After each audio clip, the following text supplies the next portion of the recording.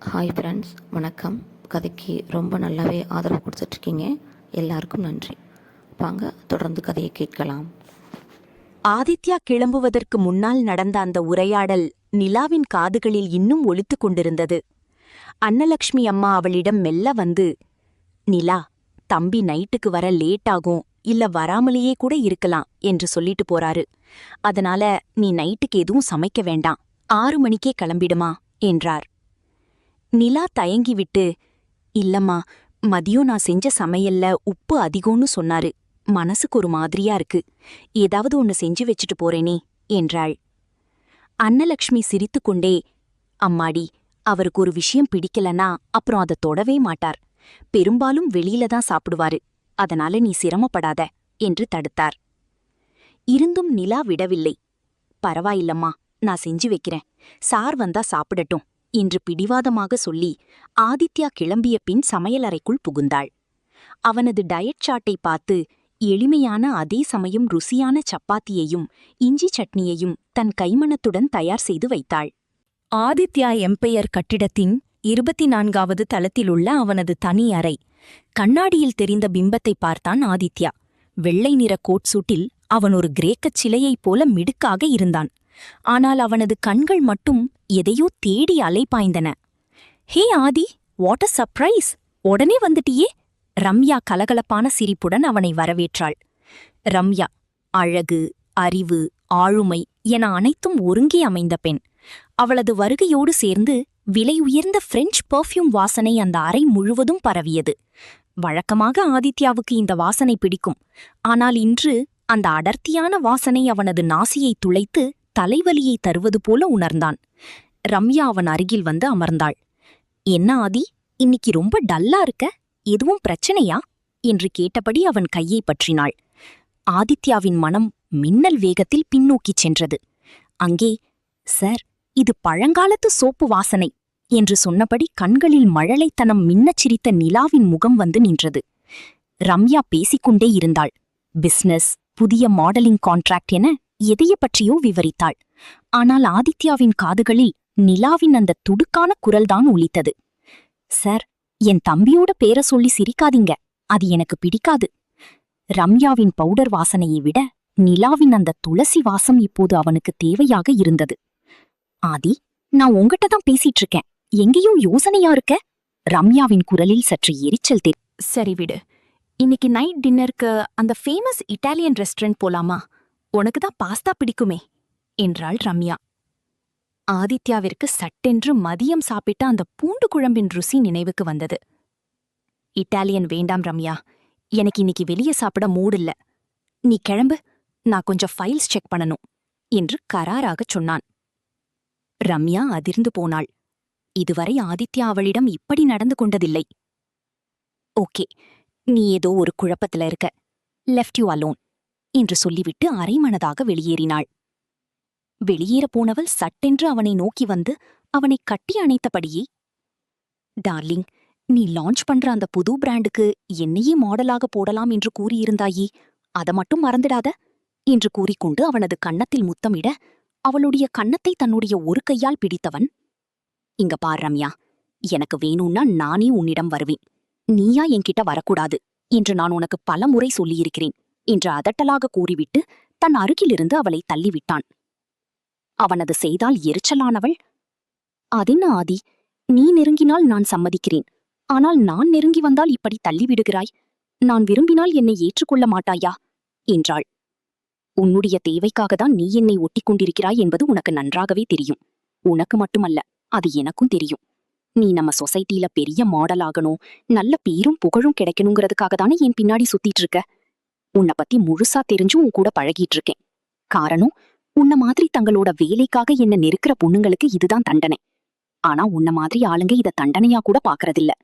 இருக்கிற வரைக்கும் ஹாப்பியா இருக்கணும், நல்ல காசு கிடைக்கிறது, கேட்கும் போதும் காசு கிடைக்கிறது, அதுக்கு என்ன வேணும்னாலும் பண்ணலாம், அப்படிதானே என்றான். ஆதி, நீ இந்த அளவுக்கு பேசுறியா? கிட்டத்தட்ட 1 வருஷமா நம்ம பழகிட்டு இருக்கோம். ஆரம்பத்துல நான் உன்கிட்ட வந்து நம்ம ஒன்னா இருப்போம், புடிச்சிருந்தா கல்யாணம் பண்ணிக்கலாம்னு சொன்னப்போ நீ ஓகே என்றுதானே சொன்னாய் என்றாள். ஆமாம் சொன்னேன். ஆனால் நீ ஒவ்வொரு முறையும் என்னுடன் இருந்துவிட்டு செல்லும்போது பொன் பொருள் என்று ஏதாவது ஒன்று என்னிடம் கேட்டு வாங்கிக் கொண்டுதானே சொல்கிறாய். அப்போது அதற்கு ஆதி, போதும். நீ காசு கொடுக்கிற என்பதற்காக நீ பேசும் அனைத்தையும் நான் கேட்டுக்கொண்டே இருக்க மாட்டேன்.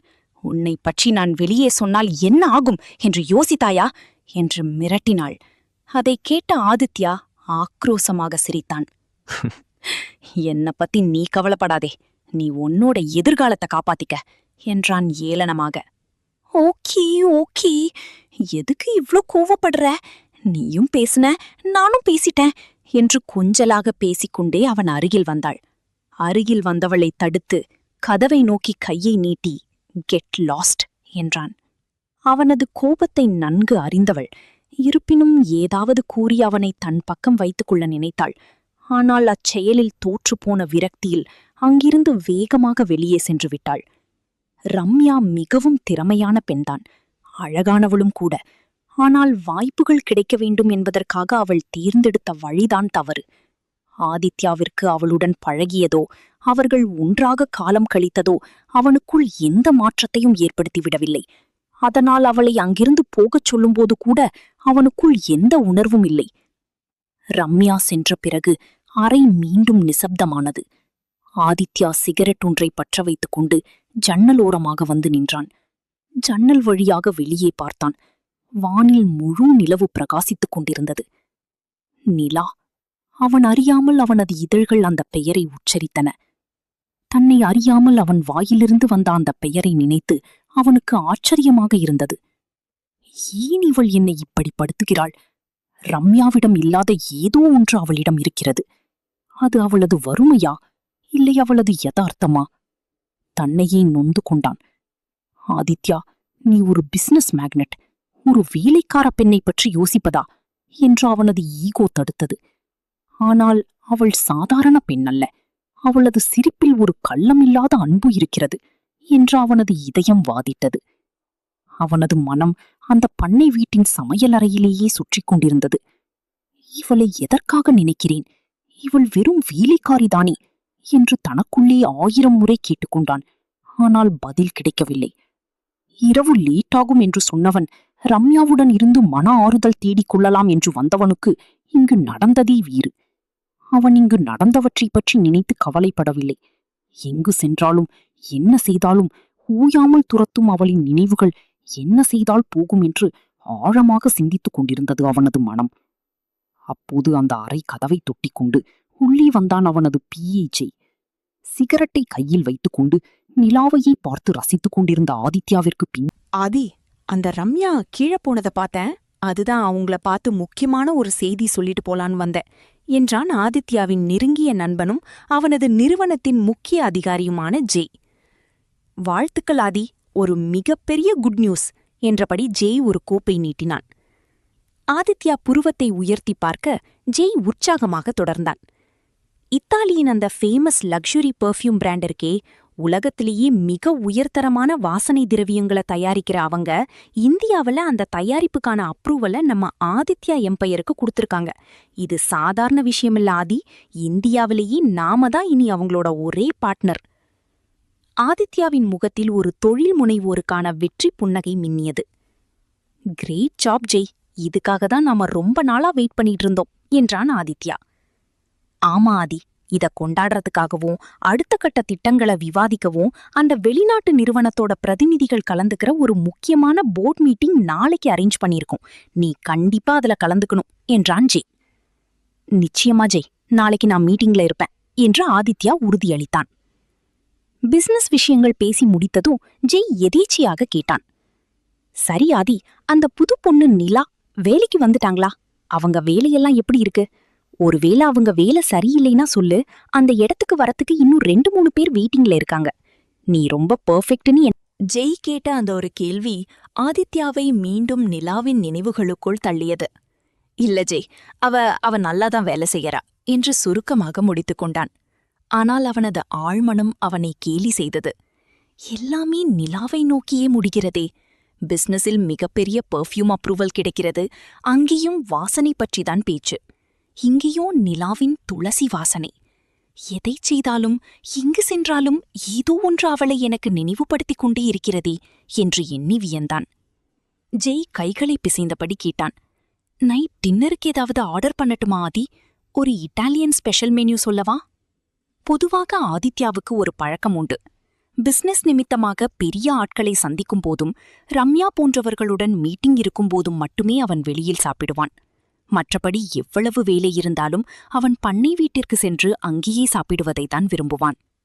வேண்டாம் ஜி, நான் வீட்டுக்கே போயிடுறேன் என்றான் ஆதித்யா.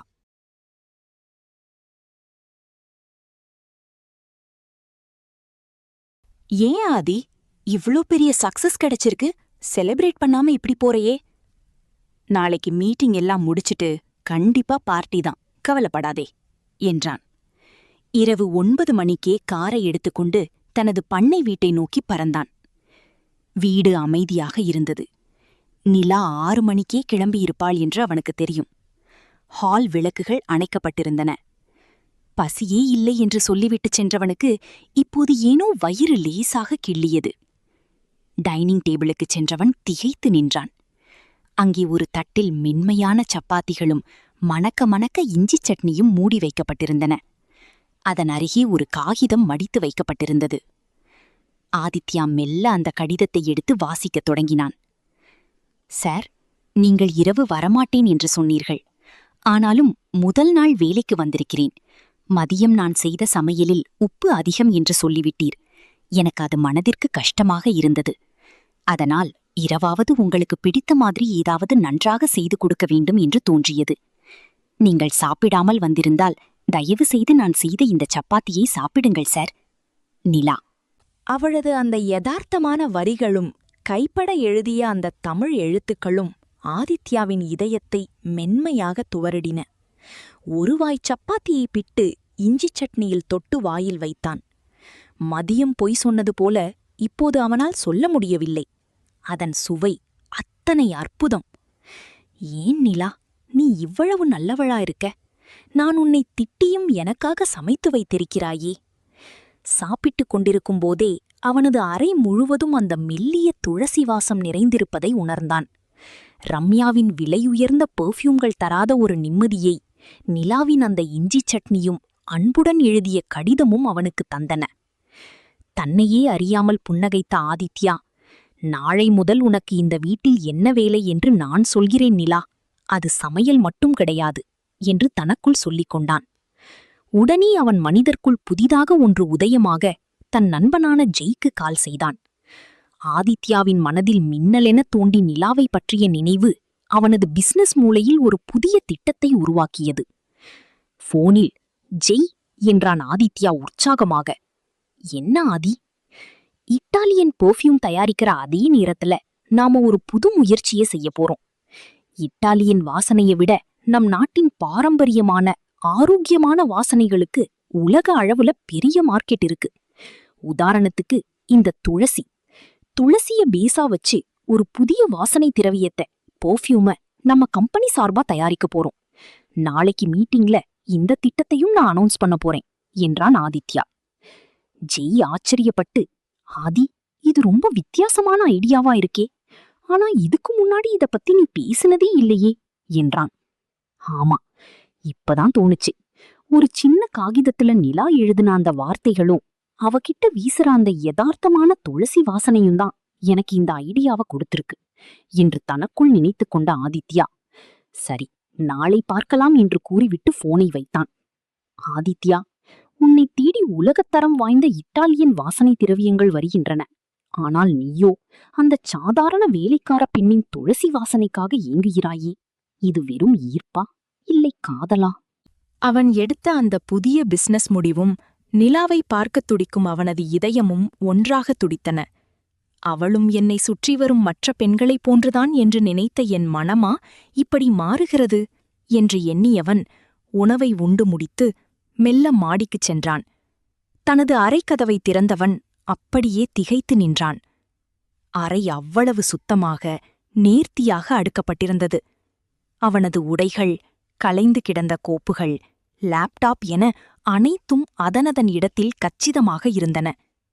அந்த அறையின் மூலை முடுக்கெல்லாம் நிலாவின் கைவண்ணமும் அந்த மெல்லிய துளசி வாசனையும் நிறைந்திருப்பதை அவன் உணர்ந்தான். நாளை இவள் எப்போது வருவாள்? மீண்டும் அவளை எப்போது காண்போம் என்ற அவனது இதயம் முதன்முறையாக ஏக்கத்தில் துடித்தது. அப்படியே தன்னுடைய கடலில் மல்லாக்கப்படுத்தவன் சட்டென்று தன் தலையை உலுக்கிக் கொண்டான். என்ன நடக்கிறது எனக்கு? ஆதித்யா, நீ யார்? உன்னுடைய லேப்டாப், பல கோடி ரூபாய் மதிப்பிலான பிசினஸ் டீல்கள், உன் அதிகாரம், இதையெல்லாம் தாண்டி இன்று ஒரு சாதாரண பெண்ணைப் பற்றி மட்டும் ஏன் இவ்வளவு யோசிக்கிறாய் என்று தனக்குத்தானே கோபமாக கத்திக்கொண்டான். அவளது யதார்த்தமான பேச்சிலும் அன்பிலும் தான் மயங்கிவிட்டோமோ என்ற பயம் அவனுக்குள் எழுந்தது. அதே சமயம் இன்று அலுவலகத்தில் ரம்யாவிடம் ஏற்பட்ட கசப்பான அனுபவம் அவன் மனதை மேலும் விகாரமாக்கியது. பெண்கள் அனைவரும் ஒன்றுதான் என்றுதானே நினைத்தாய்? ரம்யாவிடம் இருக்கும் அதே சுயநலமும் எதிர்பார்ப்பும் தான் இவளிடமும் இருக்கும். அதை ஏன் உன்னால் பார்க்க முடியவில்லை என்ற அவனது ஆழ்மனம் அவனை கேலி செய்தது. அவனது ஈகோ அவனுக்கு ஒரு இருண்ட ஆலோசனையை கொடுத்தது. ஆதித்யா, உனக்குள் இருக்கும் இந்த தவிப்புக்கு ஒரே ஒரு தீர்வுதான் உண்டு.